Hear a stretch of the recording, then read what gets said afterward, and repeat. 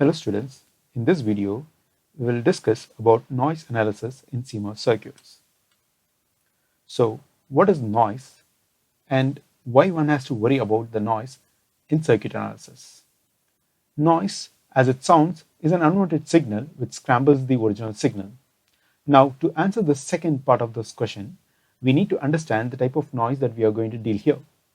The noise that we will discuss in this video is basically the noise that is generated inside the circuit itself.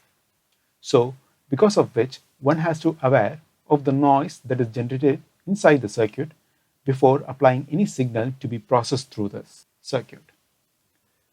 So, this is important just because our original signal should be strong enough from being scrambled such that one could still recover or recognize the signal among the noisy signal. So here is an example showing the phenomena of a noise completely scrambling the blue signal, which becomes unrecognizable as shown here. But in the event where the signal strength or the amplitude is greater than the noise signal, then it brings a possibility to process the intended signal by the circuit.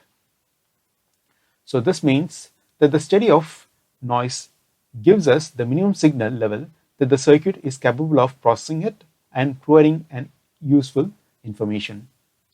So in this video series, we'll look at four major topics.